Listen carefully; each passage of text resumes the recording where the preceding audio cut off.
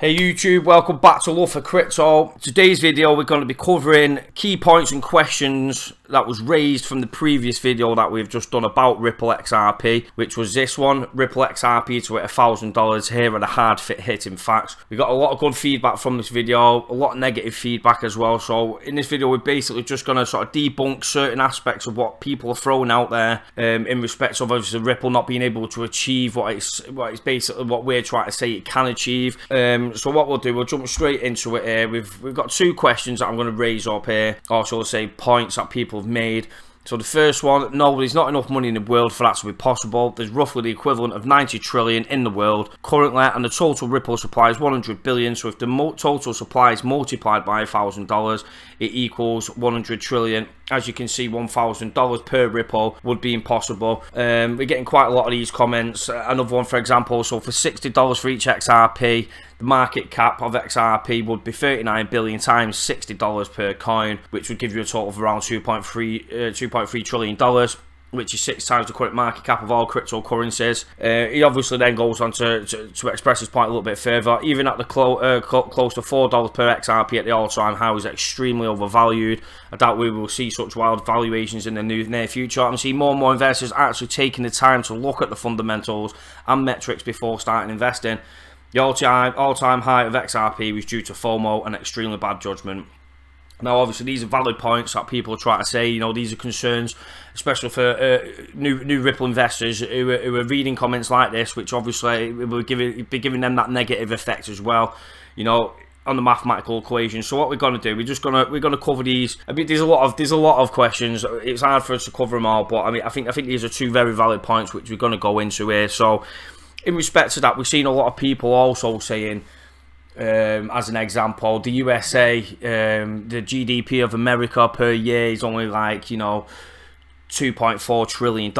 How can something like Ripple surpass that? It's impossible. It can't be done. So we're going to bring you on to this illustration here, which I think is a great illustration for people to actually get some sort of feel of that, exactly how big, you know, global money is. You know, a lot of people are saying, oh, there's only 90 trillion hard cash. How can cryptocurrency pass that? It's impossible. So we're gonna talk through that now here. So we've got here, if we just scroll down, we've got obviously silver, which is indicated here, and then we've got cryptocurrencies. The world's fastest growing asset class is cryptocurrency, but even Bitcoin looks tiny in the grand scheme of things when compared to other global markets, which is exactly what we're going to talk through now. So the world's biggest companies, Apple is the world's largest public company by market capitalization, worth 807 billion. It's between sort of like, you know, there's a lot of big companies out there, and a lot of people try to say, how can something like Ripple be worth more than Amazon for what Amazon or Apple have achieved? The 50 richest people in the world obviously are illustrated into this block. So as you can see, obviously it's already, you know, it's already looking tiny, and you know, these rich people here, their one combined income, combined total earnings is $1.9 trillion. Again, that's massive. So you've got California's GDP, which we were just talking about. America's most populous state is also an economic powerhouse with a GDP of 2.9 trillion. That eclipses the economies of most countries. So as you can see, California itself as a state is doing really well within itself. So we've got the Fed's balance sheet here. That's 3.5 trillion. We've got currency. Now, coins on bank. The total value of all the world's coins on banknotes is roughly 7.6 trillion. That's hard cash in respect of notes, coins, etc. We've got the world's gold, which is 7.7 trillion. We've got the stock markets, which are valued at 73 trillion. So again, cryptocurrency, a brand new digital asset class. It's really early on technology that's not even really, you know, being able to get any traction in respect of sort of like mass adoption in that respect. But as you can see, the global stock market says it's 73 trillion. You know, absolutely shits all over fucking Bitcoin and cryptocurrencies as it states, but it does get more interesting than this again. Now, this is what a lot of people love to throw out. The global money supply, the total supply of actual money is $90 trillion. This is a lot of what a lot of people like to throw out in respect of XRP can't surpass. All the money in the world is $90 trillion.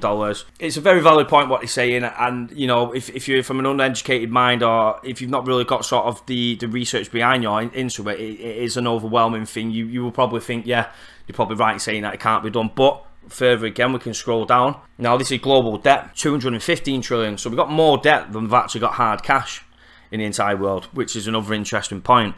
And you know, obviously from the emerging markets, all this together is just that, you know. So we're talking well over two times of actual hard cash here. Now, if we go down to real estate, we've got 217 trillion here. So, you know, as you can see, this 90 trillion figure that's being thrown about is sort of, you know, it's not actually making as much sense as people think. That's actual money, you know. In respect of XRP, it's got its own use case, its own functionality as a digital asset class and what it's trying to achieve. So, you know, there's 217 trillion, and it even gets further. So we've got derivatives here. The low end estimate size of scope of global derivatives market is 544 trillion. Now, just a quick brief of what it actually is. A derivative is a contract between two or more parties that derives its value from the performance of the underlying asset index or entity. Now, it's a very key point, this, of the underlying asset. Also, XRP has got its own personal use case of what it's trying to achieve, which is the cross-border payment sector, the finance sector. That's what it's trying to attack at all fronts. It's its underlying asset. This is 544 trillion. Now, obviously, that global money scale of the 90 trillion is again completely blown past. And I think this is where digital assets will sort of fall into. And I think they'll also contribute to this total value as well throughout time, you know, leading towards into the future. Again, it's a new technology that's been built, that's been designed, that can solve so many use cases. A whole blockchain technology, not just in respect of XRP. You know, the broadness of where it can achieve is beyond past imagination of a lot of people. So, you know, this is the low end estimate. Again, it gets even more interesting here. It gets even more interesting. As you can see, the high end estimate for value of all derivative contracts is as high as 1.2 quadrillion. The truth is that no one really knows the exact size of the market. But again, 1.2 quadrillion. Again, that 90 trillion looks really, really small. So if you ever hear people, and let me just scroll down because it's beautiful, this towards the end, all these, but I mean, we'll go from the top here because it really is an eye-opener for people. So we've got this in respect of the derivatives market, and we're scrolling down, we've got all these blocks, and it's scrolling, and it's scrolling, and then there, this is where we are. This is exactly where we are currently on the grand scale of things. So, you know, we've not moved nowhere. That's a massive GDP misconception that I believe needed covering, because when people are throwing out that figure of, oh, 90 trillion for hard cash, you know, we're not going for hard cash. Hard cash is completely irrelevant to cryptocurrencies, digital assets, whatever you want to call them. There's no, you know, you can't, for example, throw out a GDP of the United States annually and then just say, well, that's what America's earning. Why, you know, XRP can't do that, which is comments that we've seen. You know, why can't it? It's not just focusing on the USA. It's a global, worldwide payment infrastructure, you know, that is actually trying to attack. That's a big point I wanted to raise up from that. Is people throwing out GDPs. Secondly, we're going to go into a market cap. We're going to go into a total supply and available supply. I've got a nice little illustration for you here. This is from Ripple's actual official website from themselves. Now, this is basically the circulation curve of how it will be released and what time frame they've sort of put. And they've even wrote, if 500 million XRP remain unspent at the end of the first month, those 500 million will be replaced back into an escrow, set to expire in month 55. For comparison, Ripple sold an average 300 million XRP per month for the past 8 months. So each month, on average, 300 million XRP are being used, and then they're being put to the back of the pile. Basically, what's going to happen here, this is the roadmap of what they've set out. So we're currently at around 39 billion, which is a good starting point here. So, you know, within 5 years, we'll probably see about 68 billion coins. Now, I think people are probably expecting the total supply, not so say the available supply of XRP to sort of be floated off into the market very quickly. If you want to look at total supply, I mean, Ripple sort of putting out a 20 to 25 year period when the full release of the XRP token will actually be, you know, fully out there available for ourselves, financial institutions, etc. So it's a good little indication there exactly of the market cap, because people, when you're reading on YouTube or Reddit or other forum posts or anything like that, people are always using the 100 billion XRP calculations of what they're trying to actually achieve, which is wrong. It really is. You know, on a 10-year period, we could say Ripple might have 82 billion out there in total supply in 10 years. So, you know, that's a fifth of what people are trying to add into the calculations. Also, in that respect, what I'd actually show you is I've just drawn this up here. People misconcept supply and demand absolutely massively, historically wrong, and it's the amount of times that I've got my actual palm into my face is beyond me. What I'm going to explain here is at the top. So we've got the 55 billion in escrow, we've got the 39 billion in current supply, and we've got the 6 billion for the founder of XRP. So that's our total 100 billion supply. So let's just say all tokens are in effect 100 billion. I like to use this because this is what people are always adding the calculations to. We could probably say that 15 billion of those calls will be, XRP tokens will be held by investors ourselves, retail investors. This figure at the moment will probably stand at around 35 billion, but as the price increases, it then becomes more luxurious as a holder of XRP to then sell and then obviously take your profit. So obviously that's how basically supply and demand will work in that respect. You know, there might be 35 billion worth of XRP bag holders currently at the moment, but obviously as the price increases, people who've invested early on are going to let go of the coins, and it's going to leave the hands of the retail investors. I put down here, I mean, this is just a wild example, just to show you. For example, XRP 25 billion for hedge funds and store value. A lot of people seem to think that XRP's only use case is going to be cross-border payments. You know, that's all it's going to be used for, that's all the supplies for. Everyone's always taking that into an account. But if XRP is really going to gain the traction that a lot of us investors believe that it can do, and you know, the actual market that it's attacking, all these what we like to call the smart money hedge funds, you know, investors, they're going to buy XRP and hold it just for the simple fact that they know with demand it's going to increase in price. So we have to throw that out there. Then we put 55 billion available for use case, i.e. cross-border payments. I genuinely believe the 55 billion is a perfect war chest for Ripple, so they can basically, when the financial institutions do come along and do want to start using it, they've got the supply there. So basically at the moment what I'm trying to explain is there could be some, you know, multi-billionaire that might want to corner the XRP market, grab all the tokens and just hold on to them. So when it does come to the use case of financial institutions using them, there's no coins available because he's holding on to them. So I believe that this 55 billion, each month that every new customer comes on board, there is an available supply there for them, an unbiased available supply from Ripple themselves.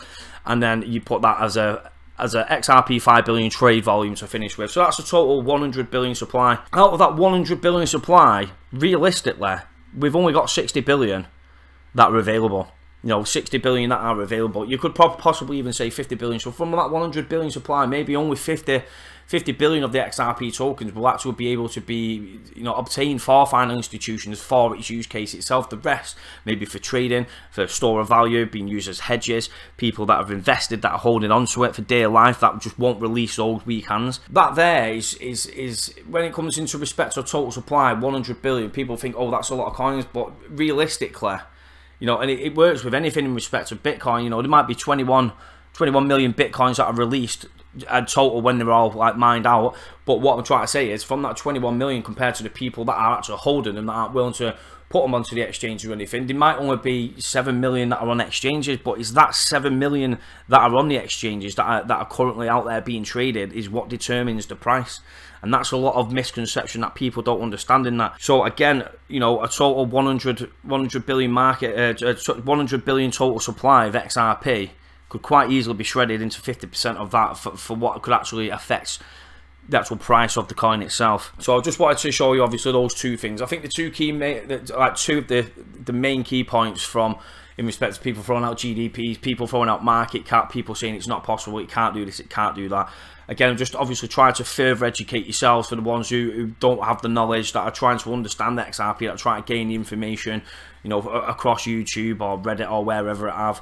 You know, it took me a very long time to sort of gain all the knowledge that I've got. I've got a lot of knowledge of XRP. I could sit here endlessly for hours just talking about it, but obviously I want to try and compress as much as I can, as quality information as I can into the video, just so it's, you know, just so it's obviously there for you.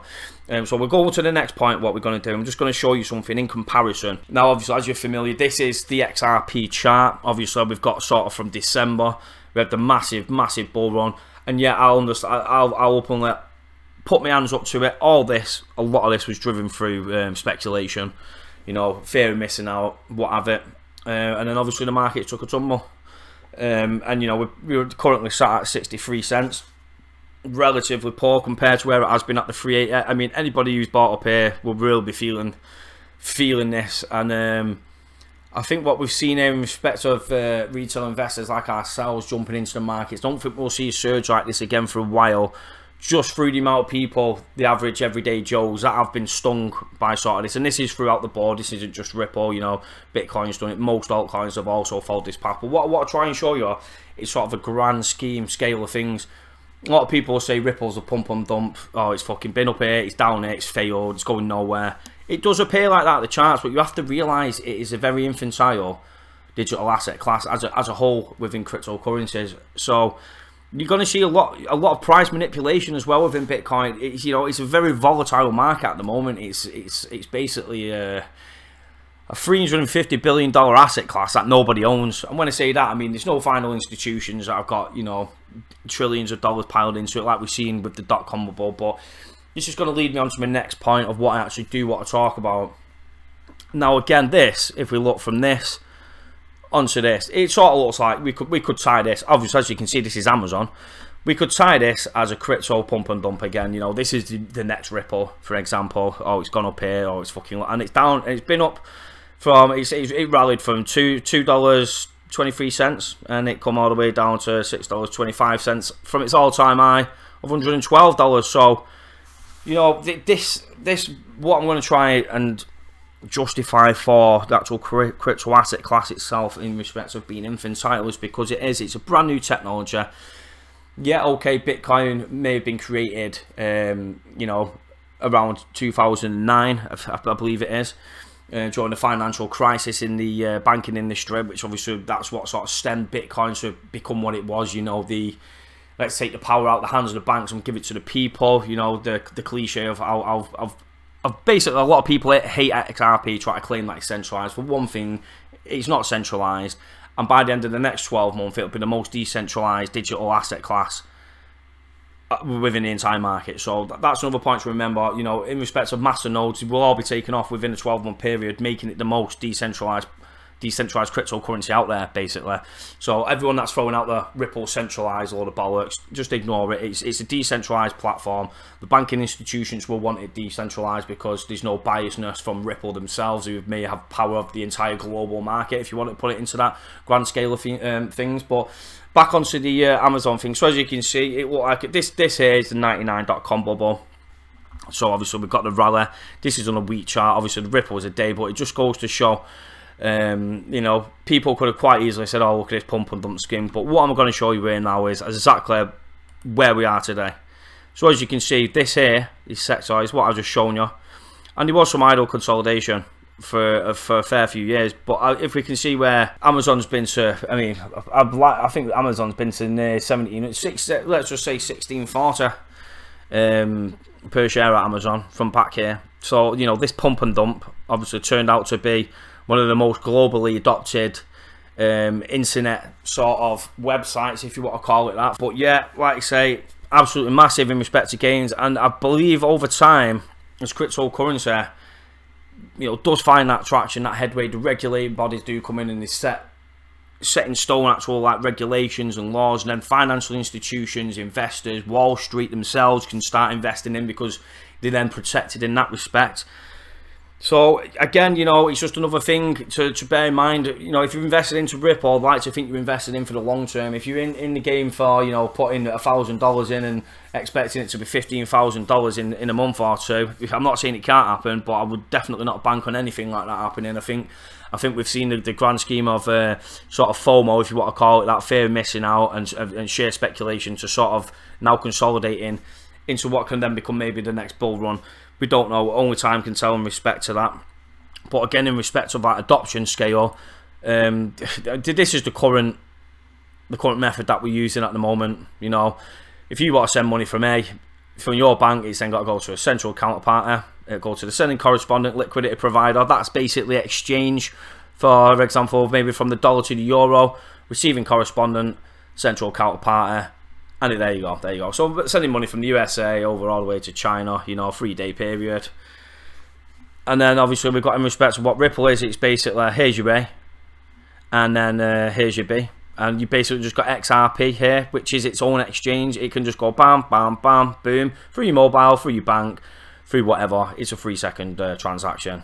compared to obviously this, which is 3 to 5 days, and it's very, very costly, and there's a lot of friction there in that respect. So that's just a little quick recap there of where we can possibly see in respect of our adaptability, the adoption rate of Ripple as we're moving forward. As we're always hearing on the news, is new partnerships, Rex current. I've got a little graph here for you just to show you in respect of XRP. We've got MoneyGram, Western Union that are testing it. We've got SBI Securities using XRP, Qualix, the Asian MTM Group, Arrington XRP Capital, Mercury, IDT, Flash, We Make Price, Seller, Buychip. You know, they're all using XRP, accepting it as payments from customers. You know, the adoption there is actually out. It's working, and it's started already. It's 13 companies there. It's a start. I don't think there's a single digital cryptocurrency out there that has the partners and the scale that Ripple does, that has a working product that actual companies or users can actually use right now. I don't think that's out there. So again, it shows a lot in respect of Ripple.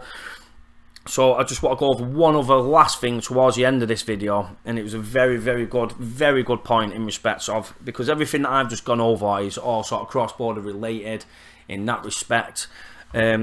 A good analogy is when people were thinking about email and how it might take a percentage of horse and buggy mail.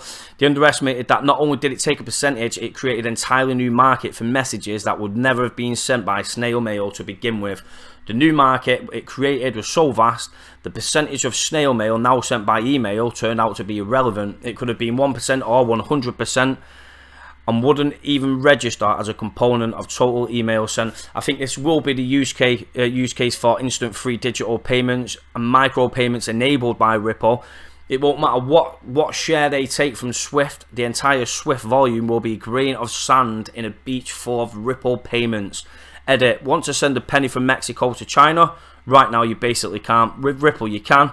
People will come up with new business models for all kind of things that were not possible before instant free micro payments. So again, Brad Garnhouse has stated openly many times he doesn't want to spread Ripple too thin. But we've got Corey Johnson, who's just come on board, who's very, you know, he's been involved in a lot of successful startups. And I believe personally there is use cases for XRP that have not even been thought of yet currently at the moment.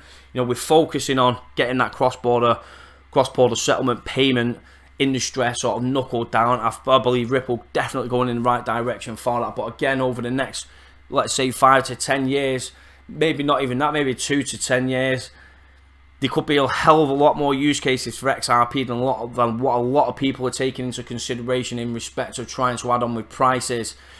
So the valuation of the previous video, which I'll leave at the end of this video so you can watch it, was obviously Ripple, how it can basically get to $1,000.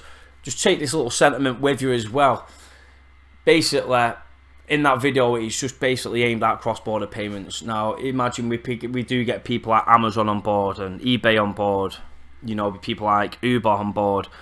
You know, people that are, you know, this isn't included in the cross-border payment industry. And you know, we've got people at Amazon that are making, as previously stated at the start of the video, Amazon's one of the largest companies in the world now. If not, I think it's actually took top spot at one point, or maybe not. I might be wrong about that. Might have actually been the founder itself that took top spot in maybe the rich list.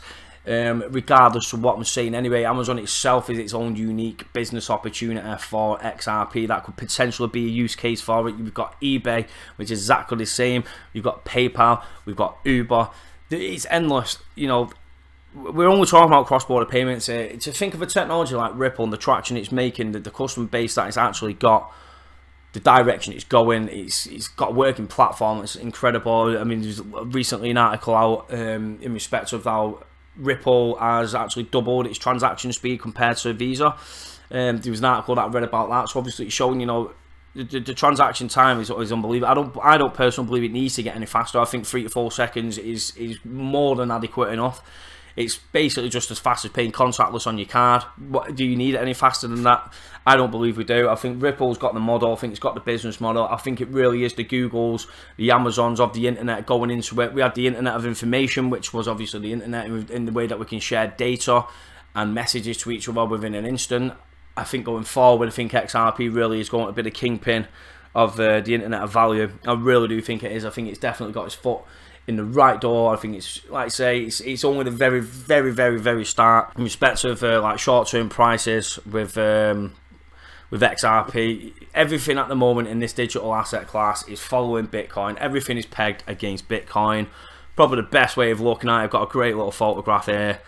This is where we are now. Bitcoin. It's a shame that there's no XRP on there. Obviously, it's probably one of these die-hard decentralized guys claiming that Ripple's centralized and it's for the banks, and what's the point in it even being there? But it's a very good illustration. It speaks 1,000 words, this, at the moment. Where Bitcoin goes, we basically go with it. We're pegged against it. You know, if you want to go and buy Monero, for example, you can't just go to Coinbase and buy it against a true fiat pair, is the best way of putting it. Ripple is making good progress at the moment in getting those fiat pairs set up. I believe when Binance goes to Malta, and I believe XRP will be a top priority for Binance in respect of a US dollar pairing.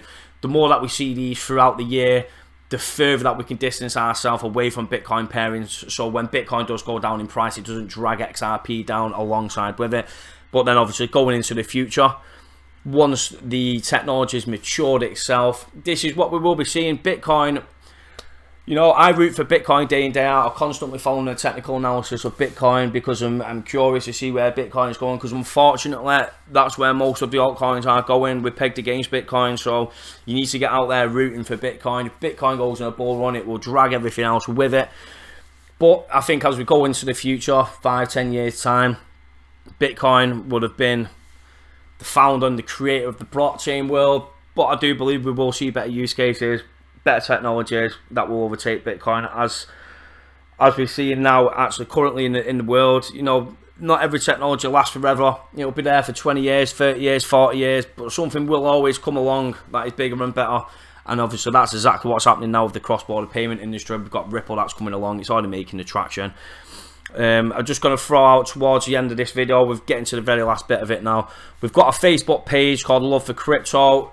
We've got a Instagram page, again, Love for Crypto, and we've got the Twitter account, Love for Crypto. If you have got any of these social media platforms and you do follow cryptocurrency religiously, day in, day out, looking for content, we post absolutely regular on these with all the great stories that have come out. Obviously the laptop's a bit slower in respect of loading up pictures. Obviously they have the pictures under there. You know, it's the same as the Instagram. We've got everything on there in respect to all news articles, prices. If you've got a general interest in cryptocurrency, it's definitely worth a follow anyway, because like I say, if there's news that's coming out, believe me, we're onto it, we're putting onto our platforms. I hope you've enjoyed the video. I know it's been a bit of a long one, this, but I think there's just a lot of valid key points in there that needed basically putting out there.